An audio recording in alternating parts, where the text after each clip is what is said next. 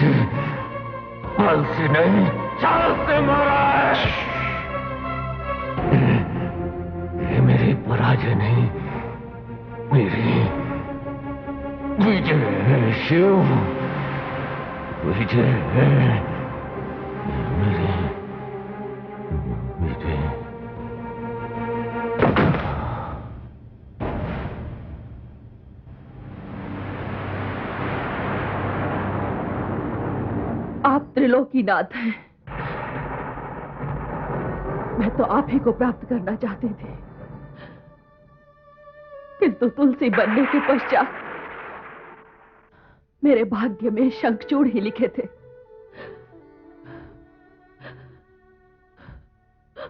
मैं प्रथम बार धरती पर नारी बनकर आई, किंतु आपने मुझे धरती की नारी के नियम भी नहीं निभाने दिए।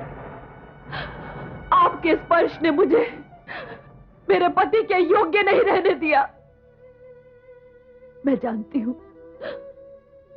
हूं कि यह भूल मेरे पति की है, कि वो अहंकारी है, अभिमानी है। उन्होंने क्या मानव, क्या देवता, किसी को नहीं छोड़ा, किंतु दंड तो उन्हें मिलना था। मेरा क्या दोष था? आपके कारण मेरे पति शंखचूड़ का वध होगा, किंतु वैधव्य का दोष तो मुझे लगेगा। महादेवी, वास्तव में तो मैं आपका पति हूं। हम दोनों तो अनंत काल से पति पत्नी हैं। आपका शंखचूड़ की पत्नी होना उस शाप का परिणाम है जो देवी सरस्वती ने आपको दिया था, और आपको शाप से मुक्त करने के लिए मुझे अपने हृदय पर पत्थर रखकर यह अनुचित व्यवहार करना पड़ा। आपने जो कुछ किया वो मेरी लक्ष्मी रूप की मूर्ति के लिए किया,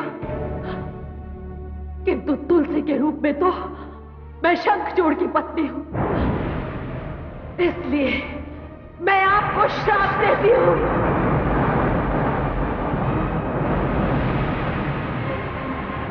कि आप पाषाण बन जाएंगे।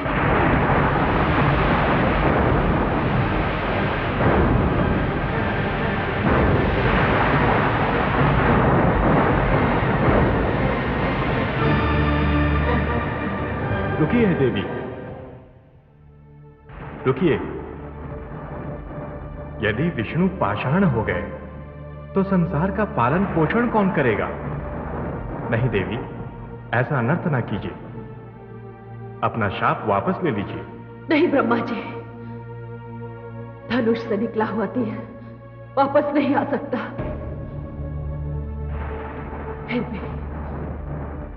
फिर भी मैं केवल इतना कर सकती हूं कि कल्याणकारी विष्णु का एक रूप पत्थर का ही होगा,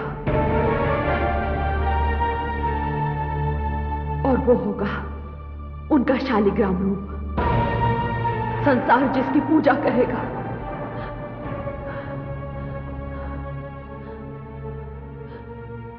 अब तो मैं ये शरीर त्याग सकती हूं।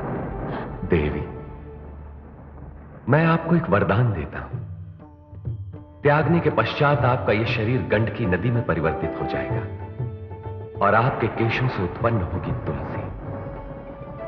जिस घर में तुलसी होगी उस घर में लक्ष्मी का वास होगा और उस घर से रोग और व्याधियां सदा के लिए दूर हो जाएंगी और वहां का वातावरण पावन हो जाएगा। धन्यवाद है नारायण कि आपने मुझ पापिन को वर दिया।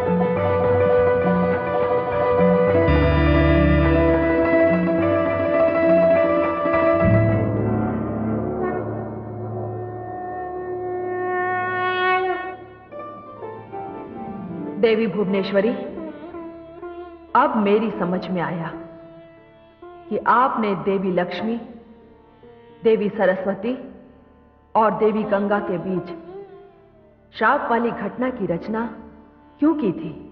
हे महाकाली, देवी लक्ष्मी को धरती पर भेजने के दो मुख्य उद्देश्य थे। पहला उद्देश्य तो यह था कि उन्हें पति पत्नी के संबंधों की पवित्रता, मर्यादा तथा गरिमा स्थापित करनी थी।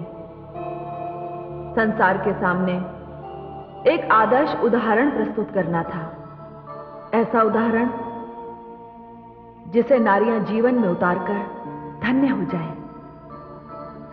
आपने देखा किस प्रकार तुलसी ने, जो स्वयं लक्ष्मी का अवतार थी, भगवान विष्णु को उनके दुर्व्यवहार के लिए श्राप दिया और उसी दुर्व्यवहार के कारण उस देह का भी त्याग कर दिया जो शंखचूड़ की पत्नी बन चुका था। हां हां हे आदिशक्ति, मैंने देखा। और दूसरा उद्देश्य भी कम महत्वपूर्ण नहीं है। ऊंचे आसन पर आसीन व्यक्तियों को भी जनसाधारण के बीच जाना चाहिए। अवतार का उद्देश्य समाज को ऊपर उठाना है।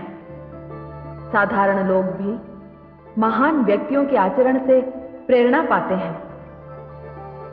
जन कल्याण करने का यही मार्ग है।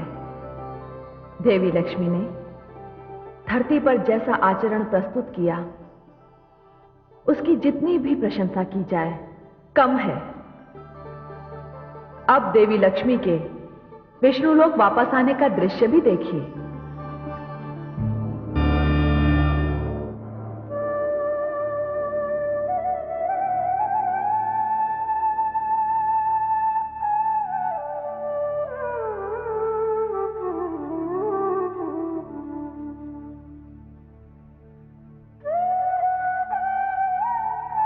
प्रणाम है स्वामी।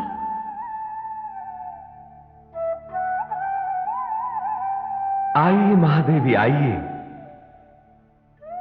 स्वागत है आपका विष्णुलोक में।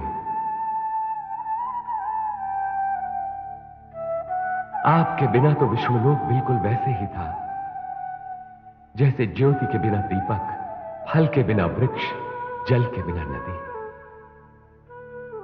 आपके आगमन से विष्णुलोक के सूनेपन में उत्सव का वातावरण उत्पन्न हो गया है। स्वामी, आपका हृदय बड़ा विशाल है, बड़े ही कृपालु हैं आप।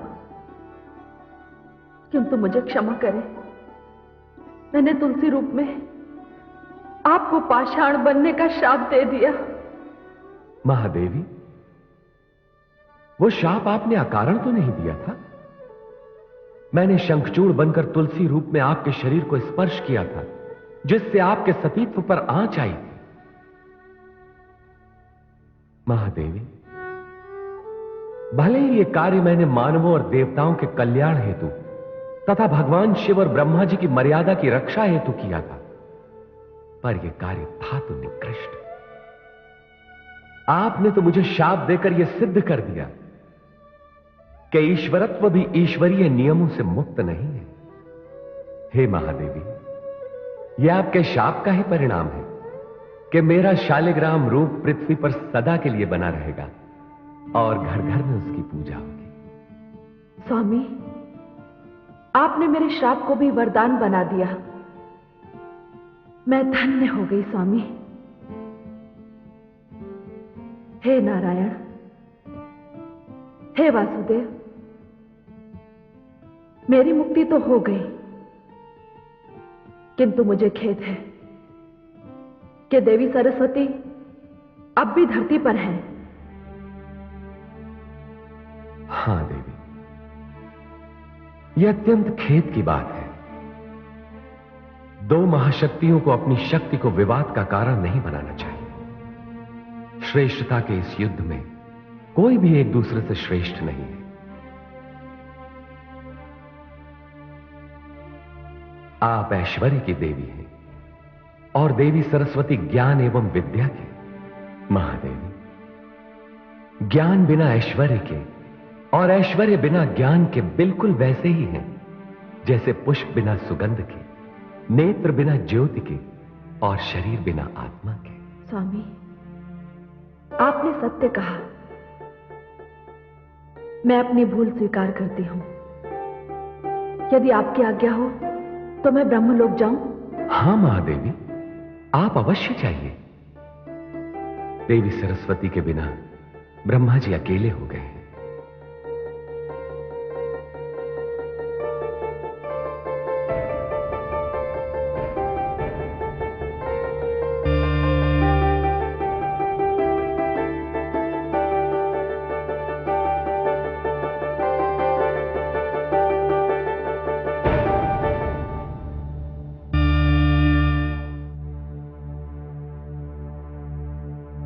प्रणाम है भाग्य विधाता। देवी लक्ष्मी, स्वागत है आपका ब्रह्मलोक में। मेरी योग्य सेवा? सेवा नहीं ब्रह्मा जी, मैं तो खेद व्यक्त करने आई हूं कि मेरे कारण देवी सरस्वती को ब्रह्मलोक छोड़कर धरती पर जाना पड़ा। किंतु हे देवी लक्ष्मी, इसमें तो आपका कोई दोष नहीं। देवी सरस्वती को शाप तो देवी गंगा ने दिया था। दोष तो देवी सरस्वती का है जिन्होंने आपको शाप दिया था। ब्रह्मा जी, मैं तो उस शाप से मुक्ति पाकर वापस आ गई हूं, किंतु देवी सरस्वती तो अब भी वही है। उनकी मुक्ति कैसे होगी? ब्रह्मा जी, आप भाग्य विधाता हैं, उनका भाग्य भी तो आप ही ने लिखा है। हाँ, उनका भाग्य भी मैंने ही लिखा है, किंतु क्या लिखा है यह आपको नहीं बताऊंगा।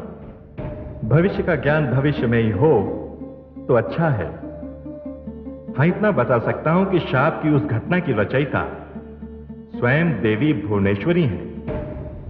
किंतु आप चिंता न करें देवी, जिस प्रकार आप अपने शाप से मुक्त हो गईं, देवी सरस्वती भी शाप से मुक्त हो जाएंगी। कब और कैसे, ये तो देवी भुवनेश्वरी की माया ही जाने।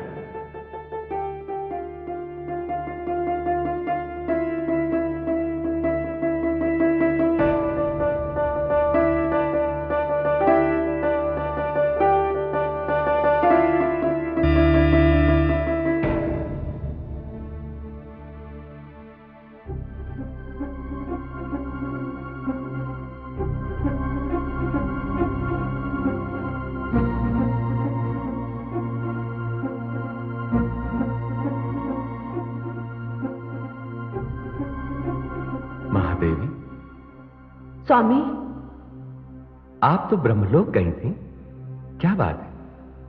आपके मुखमंडल पर चिंता की रेखाएं। हे वासुदेव, हे नारायण, आप तो सब कुछ जानते हैं, कुछ भी तो नहीं छिपा है आपसे। ये सत्य है, किंतु मैं आपकी चिंता का कारण आपके मुख से सुनना चाहता हूं। स्वामी, मेरी चिंता का कारण है देवी सरस्वती। मैं तो उनके शाप से मुक्त हो गई, किंतु वे अभी भी धरती पर नदी रूप में बह रही हैं, और ब्रह्मा जी कहते हैं उनकी भी मुक्ति होगी, किंतु कब और कैसे वे ये नहीं बता सकते। नारायण नारायण। प्रणाम प्रभु। प्रणाम माते। माते, मैं आपको आपके विष्णुलोक पुनः पधारने पर बधाई देने आया हूं। नहीं देवर्षि, बधाई की पात्र तो मैं तब बनूंगी जब मेरी भांति देवी सरस्वती भी शाप से मुक्ति पाकर ब्रह्मलोक वापस आ जाएंगी। माते, सारी समस्याओं, सारे संकटों का निदान करने वाले तो मेरे नारायण ही हैं।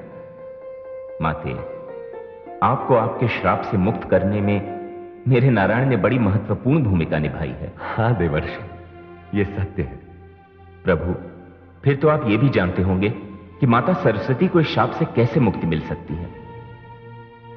कदाचित आपकी बात सत्य है देवर्षि, किंतु मैं इस विषय में हस्तक्षेप नहीं कर सकता।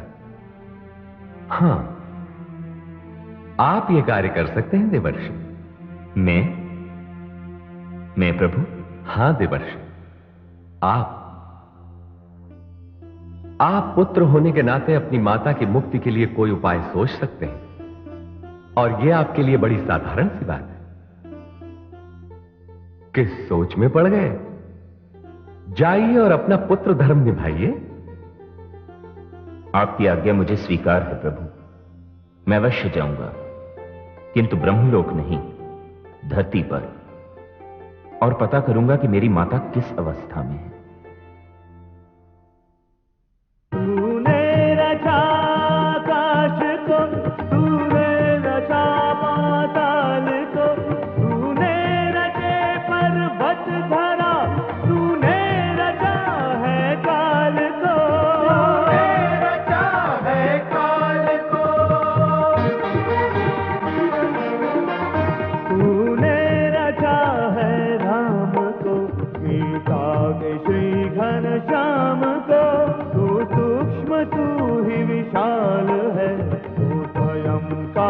कराल है तू वैष्णवी विंध्यवासिनी, हे शुंभ निशुंभ संहारिणी।